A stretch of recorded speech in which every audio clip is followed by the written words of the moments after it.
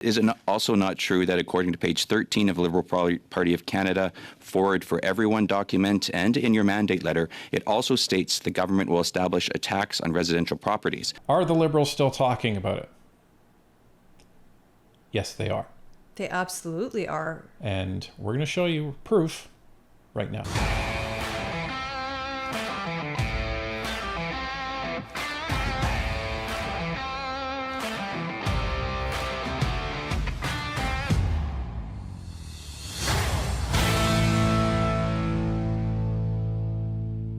Do you remember when we were talking about the capital gains tax and Freeland had volunteered that they were not looking at taxing your primary residence? And do you also remember how that was a unsolicited comment by Freeland and we had warned you that they were probably talking about it at some point? Well, unfortunately, we were right, and we will show you. Let's take a look. The Trudeau government keeps looking for ways to tax your primary residence when you sell it. It's an idea that keeps burning them, but one they keep coming back to. In 2018, it was a policy proposal that they dropped before the 2019 election, but they've since been forced to defend this idea several times, and they keep funding studies on it, including studies by people like Paul Kershaw, an academic out of British Columbia who's a guy behind the organization Generation Squeeze.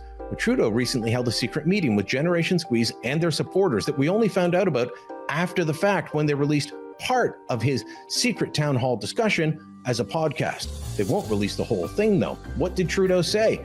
Was he committing to taxing your primary residence? The public deserves to know. We agree. We agree the public deserves to know. So it's a good thing Northern Perspectives.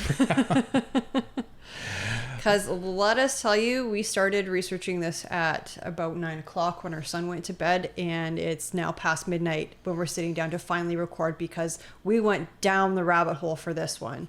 Yeah, we have a lot of information for you. We went back in time, forward in time, and everywhere in between, but we have some answers for you.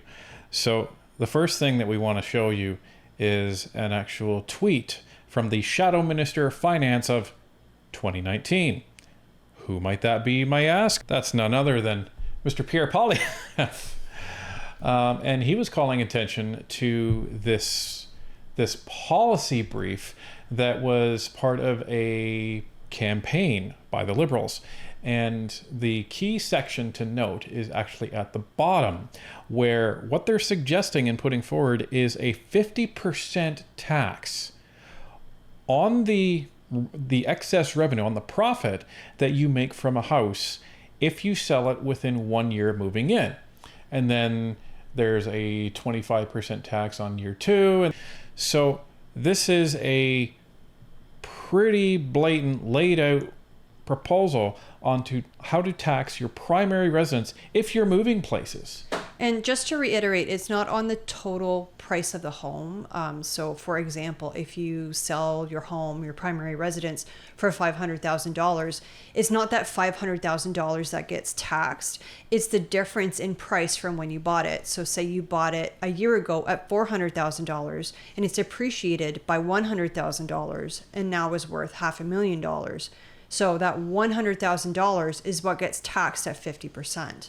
Well, and this is where it gets ridiculous, because if you're paying a realtor 5% on a $500,000 home, you're paying the realtor $25,000, then you're getting taxed $50,000, you're only netting $25,000.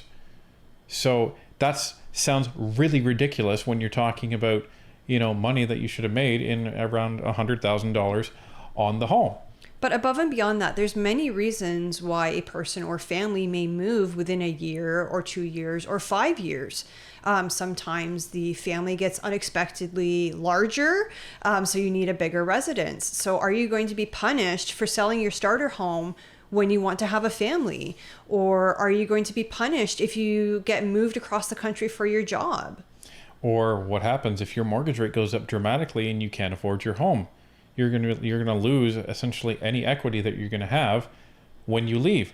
And yeah, what if you have a career move? Like, there's so many different reasons. Or, what happens if you're involved in some sort of accident and now you need a home that's more accessible to you? Maybe you need a wheelchair ramp, for example, and you have to move because your current home does not have one and cannot accommodate one.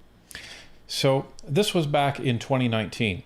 And we decided to go dumpster diving in committee to see if we could find any situation where Mr. Kershaw actually would have spoke at committee. And sure enough, we found a few. So here's a snippet of that. Yan, I think I heard you say that yes, indeed, Generation Squeeze has taken a position in favor of a tax on real estate wealth, and that they're as part of a tax shift away from the incomes, the incomes of younger people, and into taxing the wealth of primarily older Canadians. Could you give me some detail of what you would recommend this kind of real estate wealth tax would look like?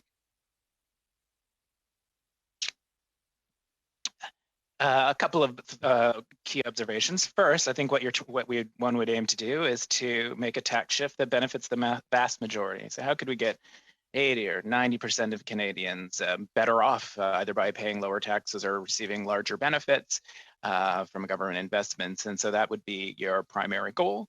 And then consistent with conversations that are happening more and more at the federal level, and this is across a number of parties that are being represented today, think about asking those with more means to contribute. And we can have an interesting conversation about, do you want to go after the people who have like the 1% of wealth, the 2% of wealth, the 5% of wealth? I think given where we're at these days. Okay, but you're sorry if I may. Please. What's implied by this is that it's the wealth itself that is largely, for most Canadians, in the form of real estate equity that ought to be taxed, as opposed to a person's income. So how would that look? There are a range of policy mechanisms that could have that, could facilitate that. And one of the things we definitely want to do is to defend against the risk that someone who has a high value home, but generally, more modest income, would not suddenly be at risk of needing to leave her home. And so what you would do is you would, think about, how do you calculate the additional minor tax we're asking people to contribute over the years that they're living in their home. And there'd be the possibility to defer it, just as every province right now offers most seniors the opportunity to defer their property taxes until the sale or it's inherited. Did you catch that last bit at the end? He was like pretty much cut off. Yeah. But he said until the sale of the home. So here's the thing. One of the government agencies, the Canada Mortgage and Housing Corporation, paid $250,000 to this organization called Generation Squeeze to do a study. And they ended up giving them, proposals on how to tax housing. And this was, one of the positions that they took. So what they're essentially saying is, well, if your house is worth over $1 million right now, which because of housing prices, guess what? Almost everyone's Many houses homes are. If you're one of those people, it doesn't matter the revenue you make, your home should be taxed. And he's using the same language that Trudeau and Freeland and all of these people have been using in this budget, asking them to contribute. Well, if you're taxing someone, you're not asking. No, you're forcing. Yeah. That asking is giving them a choice. This isn't a choice. I know all about choice, people. He does. So when they're taking this position, what they're essentially saying is you have your property taxes, which we all have to pay every year. And he's saying, well, we would just tax your home at that point and tax the equity on your home. And he's saying, well, you could defer it if you wanted to, and then you could just pay that when you sell your house. That's what he was saying at the end. So, not only are we taxing the heck out of everybody's income, let's just tax the heck out of everybody's assets as well. So you literally have nothing left. So that is one of the snippets of Mr. Kershaw being in committee. Now, the next clip we're going to show you is also from a few years ago. These are from 2021. And this is from then Housing Minister, MP Hussein, being questioned on the fact that the Liberal government was considering taxing your principal residence. And let's see how that went. If we could. Minister, it's true that the CMHC is an agency that reports to your department, correct? Yes. And approximately how many times since the election have you met with representatives from the CMHC? We have regular meetings to go over housing policy and to also get updates on various programs like the Rapid Housing Initiative. Great. So it's also true that CMHC has recently funded a study by a group called Generation Squeeze, correct? Correct. And is it true that in this study it indicated one of the best courses of action on housing affordability was to tax Canadians' primary residences more? Correct? I can talk to you about our government's position on that. Well, is that correct, Minister? I have follow-up questions to that. Well, I'm happy to talk about our government's position on this. My position on this, both in the House of Commons and outside of the House of Commons. I'm happy to repeat our government's position on this question. But it's true. Is it also not true that according to page 13 of the Liberal Party of Canada Forward for Everyone document and in your mandate letter, it also states the government will establish a tax on residential properties. So, Minister, this agency reports to your department, and you as minister, this agency developed a report to tax homeowners more. You've met with this agency multiple times. Caucus members as recently as December 17th have met with Generation Squeeze. I think it's fair for Canadians to be suspicious of your government's motives as you continue to explore additional taxes on homeowners. This is a slippery slope, Minister. It absolutely is a slippery slope. And this means they've been talking about it for years, over 5 years they've been talking about. Yeah, because that tweet that we had showed from Pierre, that was from 2019 when he was the shadow finance minister. Right. So this is the concerning thing. Now, the natural question is, well, okay, fine. So they were talking about it back then. We didn't really see it in this year's budget. Is there really anything to concern ourselves about? Was Brian Lilly, being paranoid when he was saying, oh, well, what was going on in the rest of that alleged secret meeting that didn't make it into the podcast? Are the Liberals still talking about it? Yes, they are. They absolutely are. And we're going to show you proof right now. But before we get to that, we wanted to show you where we went. So where we went is the Office of the Commissioner of Lobbying of Canada. It's the Registry of Lobbyists. So what is this place? This place is a website on the Government of Canada, website infrastructure. And you can go there to look to see if certain organizations or people are actually registered lobbyists to the government. And you must be a registered lobbyist in order to lobby the government. Well, Canadians should know what different organizations are speaking to the government. And trying to influence their policy. Yeah, exactly. So what did we find there? Well, we wanted to make sure that what we found there was legitimate and it was accurate. So we found that Generation Squeeze was a lobbyist organization registered on the website. And if you look under client details, which is what we're showing here, we have the client contact information, and the client representative is Paul Kershaw. The other interesting thing about Generation Squeeze is that it's a registered charity in Canada. Isn't that interesting? So, follow the money. So they were paid $250,000 to do a study. So they were paid by the government, and then they turn around and lobby the government, and then they don't really have to pay any taxes to the government. Because they're a charity. Fascinating. So who needs to be paying more taxes? Yeah. Right. Why are you not paying taxes, guy? Anyway, so next is where it gets interesting. This is just in 2024. These are all of the meetings since April 12th that Generation Squeeze has actually had with the Liberal government. And in all of them, they've had oral and written types of communication with them. And you can see that the lobbyist, the ones acting on behalf of Generation Squeeze, is listed there. and it says when it took place. So the latest one was May 22nd. That was only 2 months ago. Not even 2 months ago. So you may be asking, okay, well, sure. So what? So what? They met with them. It doesn't mean they discussed housing taxes and everything like that, but they did. Because if you go into each of those items in that table, you can actually see what was discussed. And here are 2 common things that were discussed in every single one. Budget housing, which is the category, and the specifics work towards ensuring all Canadians can afford a good home by 2030. This includes stalling housing prices to ensure that local earnings can catch up. And one of the methods that they're proposing to do that is advocating for a review of existing taxation schemes to identify opportunities to create more affordable housing for Canadians. Now, there's many different ways that they word this in these meetings. And you may say, okay, well, it's a couple of years later.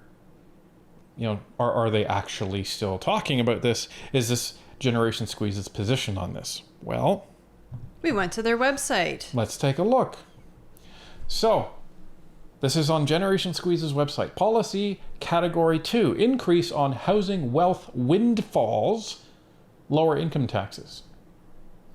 One reason Canada is addicted to high home values is the relatively low taxation of residential property wealth. For example, while every dollar of labor income is taxed, subject to deductions, only 50% of capital gains on secondary residences are taxed, and capital gains on principal residences are free. Well, that is until, the recent budget where capital gains have gone up to 66%. But anyway, Canadian jurisdictions also apply modest levels of annual property taxes by comparison with taxation on income and capital gains. This kind of tax sheltering is easier to justify when home values track closer to inflation, but in the current context of runaway gains, it serves to draw capital away from more productive economic activity. Inflates demand and average costs, contributes to inequalities and unaffordability, and makes homeowners increasingly dependent on high and rising values. To address this, Canadian governments can lower taxes on income and raise taxes on property wealth in a number of ways, ranging from higher annual property taxation to deferrable surtaxes or capital gains taxes, being mindful of trickle-down impacts on tenants. And the last part we'll show you is this policy gem from their site. A tax shift to benefit the vast majority. What does this sound like, folks? This sounds like the 2024 Liberal budget. Fairness for every generation. With living costs on the rise and spiraling housing prices that are disconnected from earnings, it's time for a tax shift. Let's tax incomes less, especially for lower and middle earners. Let's tax wealth more, especially windfalls from rising home prices that help drive up harmful unaffordability for younger people and renters of any age. This guy is absolutely delusional because he thinks that if you increase taxes on property, that's going to result in lower rent. He thinks that the Liberals would also not, I should phrase it this way. He thinks that the Liberals would also increase the taxes on property, but lower income taxes. My guess is that they would increase taxes on homes and other property and also keep income tax exactly where it is, if not make it worse. Well, that's what they've done this year in the budget. Right. So- Yeah, I don't think they would increase property and lower income taxes. I think they would just increase property taxes and that would be the end of it. Because remember, the Liberal budget is $60 billion with a B, $60 billion in the hole this year. And that's just this year. So we really, really have to be paying attention to this stuff, folks. And this is something that we cannot let these Liberals forget. They've shied away from it because of the public backlash that came at them before. And we need to keep letting them know that this is not going to fly.